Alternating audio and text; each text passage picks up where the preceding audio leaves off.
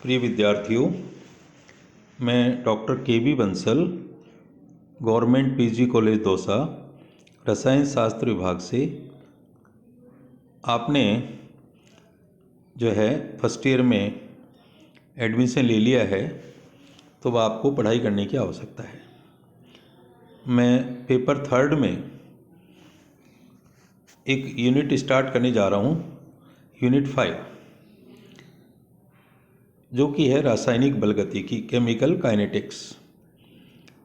देखिए, रासायनिक बलगतिकी के बारे में आपने 12th क्लास में पढ़ा है, लेकिन यहाँ अब उसकी हम विस्तृत चर्चा करेंगे, तो आप ध्यान से समझिए। बहुत ही इंटरेस्टिंग टॉपिक है और बहुत ही सरल टॉपिक है।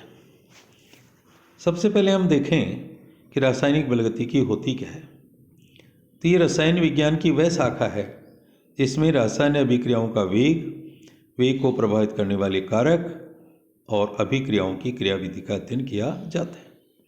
मतलब ये कह सकते हैं कि रसायन विज्ञान की वह ब्रांच है जिसमें हम किस किस का अध्ययन करेंगे। अभिक्रिया का वेग को प्रभावित करने वाले कारक और मैकेनिज्म, क्रियाविधि। सबसे पहले हम बात करें कि अभिक्रिया का वेग क्या होता है, रेट ऑफ रिएक्शन।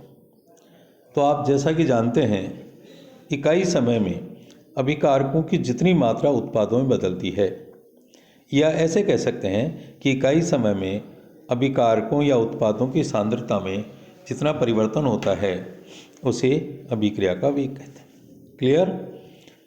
इकाई समय में अभिकारकों की जितनी मात्रा उत्पादों में बदली या इकाई समय में अभिकारकों या उत्पादों की सांद्रता में जितना परिवर्तन हुआ उसे अभिक्रिया का वेग कहते हैं। या इकाई समय क्या लेंगे हम? ये हम प्रति मिनट भी ले सकते हैं, प्रति सेकंड भी ले सकते हैं, प्रति आवर भी ले सकते हैं, लेकिन ज़्यादातर सेकंड ही समय की इकाई प्रयुक्त की जाती है। तो यहाँ वेग की यूनिट क्या होगी? मोल प्रति लीटर सेकंड इनवर्स। क्यों भाई? क्योंकि वेग बराबर हो गया सांद्रता बटा समय। क्या हो गया? सांद्रता बटा समय। सांद्रता की इकाई है मोल लीटर इनवर्स, और समय की हम ज़्यादातर लेते हैं सेकंड, तो ये हो गया मोल प्रति लीटर सेकंड इनवर्स। क्लियर? अगर हम गैसों की बात करें तो वहाँ सांद्रता को आंशिक दाब के रूप में लेते हैं। किस रूप में? आंशिक दाब के रूप में। तो मोल प्रति लीटर की जगह क्या हो जाएगा? वायुमंडल। ओके, क्या हो जाएगा? वायुमंडल। तो अभिक्रिया के वेग की इकाई होगी वायुमंडल सेकंड इनवर्स। अब देखिए, जैसा कि आप जानते हैं, द्रव्य अनुपाती क्रिया के नियम के अनुसार अभिक्रिया का वेग सांद्रता के समानुपाती होता है। क्या होता है बच्चों? अभिक्रिया का वेग सांद्रता के समानुपाती। अब जैसा कि आप जानते हैं कि जब अभिक्रिया होगी तो अभिकारकों की सांद्रता धीरे धीरे कम होती जाएगी और उत्पादों की सांद्रता बढ़ती जाएगी। इसका मतलब ये हुआ कि अभिक्रिया का वेग भी निश्चित नहीं रहेगा। ओके, अभिक्रिया का वेग भी निश्चित नहीं होगा। तो हमें क्या करना चाहिए? केवल वेग शब्द का कोई मीनिंग नहीं है।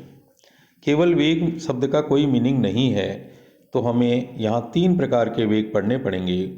एक है प्रारंभिक वेग है, एक है तात्क्षणिक वेग और एक है औसत वेग। क्लियर? प्रारंभिक वेग, तात्क्षणिक वेग और औसत वेग।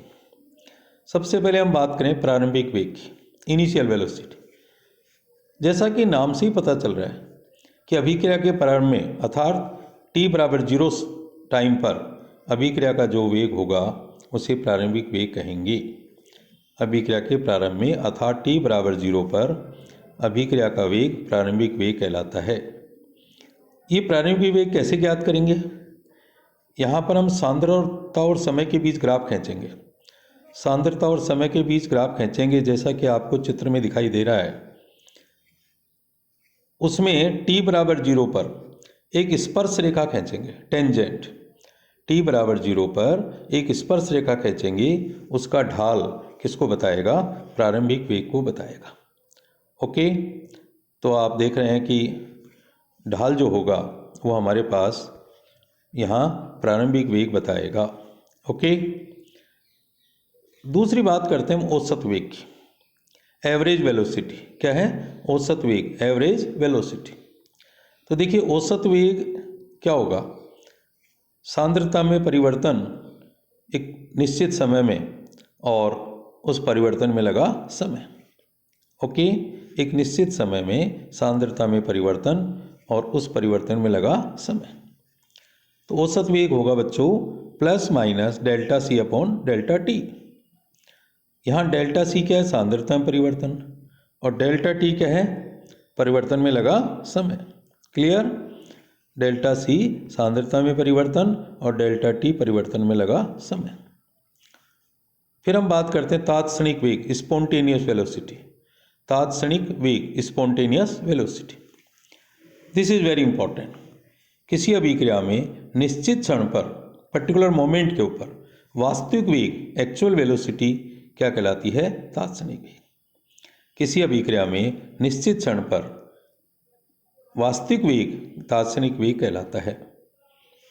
तो तात्क्षणिक वेग बराबर होगा plus minus small d c upon small d t, plus minus small d c upon small d t. Okay, अब यहाँ देखिए माइनस चिन्ह क्या बताता है हमें कि वेग कम हो रहा है, और प्लस चिन्ह क्या बता रहा है, वेग बढ़ रहा है। माइनस का मतलब वेग कम होना, प्लस का मतलब वेग बढ़ना। लेकिन हमेशा याद रखिए ये केवल वेग में कमी और वृद्धि को बता रहे हैं। जब हम वेग का मान रखते हैं तो कभी भी उसमें माइनस या प्लस साइन यूज नहीं करते। क्लियर, वेग का मान रखते हैं तो कभी भी प्लस या माइनस साइन यूज नहीं करते। दूसरी बात, आप जानते हैं कि समय के साथ साथ अभिकारकों की सांद्रता कम हो रही है। ओके, तो वेग कम होगा, और उत्पादों की सांद्रता बढ़ रही है तो पश्च अभिक्रिया का वेग बढ़ेगा। तो हमेशा याद रखिएगा कि अभिकारकों के साथ माइनस चिन्ह लगेगा और उत्पादों के साथ प्लस चिन्ह लगेगा। ओके, अभिकारकों के साथ माइनस चिन्ह लगेगा नेगेटिव, और उत्पादों के साथ प्लस चिन्ह लगेगा। यहाँ पर डी सी क्या है, सांद्रता में अति अल्प परिवर्तन, और डी टी क्या है, अति अल्प समय। डी सी है सांद्रता में अति अल्प परिवर्तन और डी टी है अति अल्प समय। यहाँ एक चीज़ और समझ लीजिए एकदम, कि जब अभिक्रिया का वेग शब्द हम इस्तेमाल करते हैं तो हम कौन से वेग की बात करते हैं, तात्क्षणिक वेग। माना कि हमने 3 प्रकार के वेग कहते हैं, एक प्रारंभिक वेग, औसत वेग और तात्क्षणिक वेग। लेकिन जब हम केवल अभिक्रिया का वेग शब्द का इस्तेमाल करेंगे तो कौन सा वेग होगा, तात्क्षणिक वेग, और आगे चल के हम बार बार इसी का प्रयोग करेंगे। क्लियर, अब हमारे पास एक उदाहरण लेते हैं जिसमें हम कहते हैं कोई अभिक्रिया है जिसमें 2a + b = 3c + d। ए के कितने मोल क्रिया कर रहे हैं, b 2, b का 1, तो c के 3 बन रहे हैं और d का 1 बन रहा है। तो इसके लिए क्या लिखेंगे, अभिक्रिया का वेग = -dCA/2 dt = -dCB/dt + dCC/3 dt + dCD/dt। यहाँ आप क्या देख रहे हैं कि अभिकारकों के साथ हमने माइनस का चिन्ह लगाया है और उत्पादों के साथ प्लस का चिन्ह लगाया है। नंबर 2, जो संख्या है वो नीचे भाग लग रहा है। जैसे ए में 2 मोल है तो 2 का भाग लग रहा है, बी में 1 है तो कोई दिक्कत नहीं, सी में 3 का भाग लग रहा है। क्लियर, और ये अभिक्रिया का वेग हम दर्शाना चाहते हैं तो इन चारों में किसी से भी दर्शा सकते हैं, कि -dC/2 dt से भी दर्शा सकते हैं, -dCB/dt से भी दर्शा सकते हैं, और +dCC/3 dt से भी दर्शा सकते हैं, और +dCD/dt से भी दर्शा सकते हैं। मीन चारों में अभिक्रिया का वेग कोई भी लें, क्योंकि हमने शुरू में बता दिया था कि किसी अभिकारक या उत्पाद की सांद्रता में इकाई समय में जितना परिवर्तन होता है वह क्या कहलाता है, अभिक्रिया का वेग। लेकिन यहाँ एक इम्पोर्टेंट बात है कि एक ही क्रिया करने की तरह आपसे पूछेगा तो पहली बात तो प्लस माइनस चिन्ह नहीं लगाएंगे, दूसरी बात dCA/dt मीन्स 2 का भाग नहीं देंगे। क्लियर, जब केवल एक ही क्रिया करने की दर आती है तो यहाँ 2 का भाग नहीं लगेगा और माइनस साइन नहीं लगेगा, तो this will be equal to -dCA/3 dt only dt, sorry. तो इसमें दोनों में अंतर समझ लीजिए, अभिक्रिया का वेग और किसी पदार्थ की क्रिया करने की दर। तो पदार्थ की क्रिया करने की दर होगी तो उस पदार्थ की सांद्रता में परिवर्तन बटा परिवर्तन में लगा समय, और अभिक्रिया का वेग देखेंगे तो चिन्ह भी लगेगा और साथ में जो समीकरण में गुणांक है कोफिशिएंट उसका भाग लगेगा, उसका क्या लगेगा, भाग लगेगा। क्लियर, अब हम कहते हैं तात्क्षणिक वेग ज्ञात कैसे करें। तात्क्षणिक वेग ज्ञात कैसे करें, तो हम फिर वही बात, किसी निश्चित समय पर सांद्रता और समय के ग्राफ में किसी निश्चित समय पर स्पर्श रेखा खींचेंगे और उस स्पर्श रेखा का जो ढाल होगा वो किसको बताएगा, तात्क्षणिक वेग को। तात्क्षणिक वेग कैसे ज्ञात करेंगे, सांद्रता और समय के ग्राफ में, जैसा कि हमने प्रारंभिक वेग में देखा था, किसी निश्चित समय पर एक स्पर्श रेखा खींचेंगे और उस स्पर्श रेखा का ढाल किसको बताएगा, तात्क्षणिक वेग।